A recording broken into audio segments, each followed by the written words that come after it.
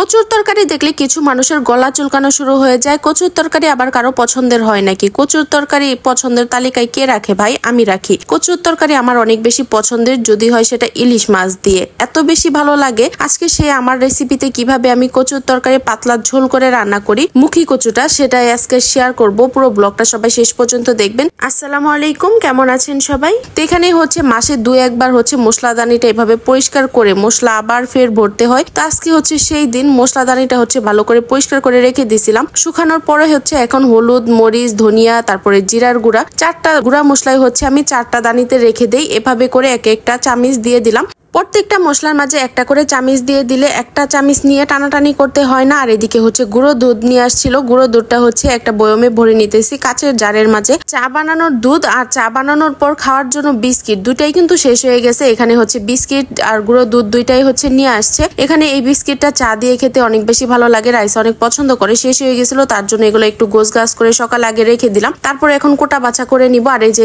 মুখী কচু নিয়ে নিছি, মুখী কচুগুলো হচ্ছে এখন কেটে নিতেছি। সাথে একটা আলু দিয়ে দিব। রাইসার পাপা কচু খুব একটা পছন্দ করে না, যার জন্য একটা আলু দিলে যদি খায়। কচুর তরকারিটা রান্না করার জন্য এখানে মাছগুলাকে হালকা করে ভেজে নিতেছি। মাথা সহ 5 পিস আছে, আর এখান থেকে হচ্ছে 2টা টুকরা আমি ভেজে রেখে দিব। একটু কড়া করে ভাজবো ভাত দিয়ে খাওয়ার জন্য। রাইসাও হচ্ছে মাঝে মাঝে মাছ ভাজা দিয়ে ভাত খেতে অনেক পছন্দ করে, কিন্তু মাঝে মাঝে সেটা সবসময় না, সবসময় দিলে খাবে না। মাঝে মাঝে যখন ওর ইচ্ছা হয় তখন নিজে চেয়েই খাবে। আর এখানে যে আলু ভাজি করব ডিম দিয়ে, যার জন্য এখানে কিছুটা পেঁয়াজ ভেজে একটা ডিম দিয়ে দিছি। এখন হচ্ছে কুচি কুচি করে রাখা যে আলুগুলা ছিল সেগুলো হচ্ছে দিয়ে দিলাম। এর মাঝে হচ্ছে আমি আরো একটা ডিম দিয়ে দিয়েছিলাম। ডিমের পরিমাণ আমার কাছে খুবই অল্প লাগতেছিল। ডিমের পরিমাণ অল্প হলে রাইসার পাপা বলবে কি ঘরে কি ডিম ছিল না, তাই আগে থাকতেই একটা ডিম দিয়ে দিছি। তো ভাজিটা নামানোর পর এখানে কচুগুলা সিদ্ধ করে নিতেছিলাম, সাথে আলুও দিয়ে দিছি। এগুলা একটু ভাপ দিয়ে পানিটা ফেলে দিছি। সাদা সাদা বিজল বিজল একটা পানি বের হয়েছে, ওটা ফেলে দেওয়ার পরে কচু আর আলুটাকে হচ্ছে আমি তেলের মাঝে নুন আর হলুদ দিয়ে ভেজে নিতেছি। এতে করে যে কচুর একটা পিছল পিছল ঝোল হয়, সেই ঝোলটা কিন্তু হবে না। যদিও বা হালকা হবে, কিন্তু পুরোপুরি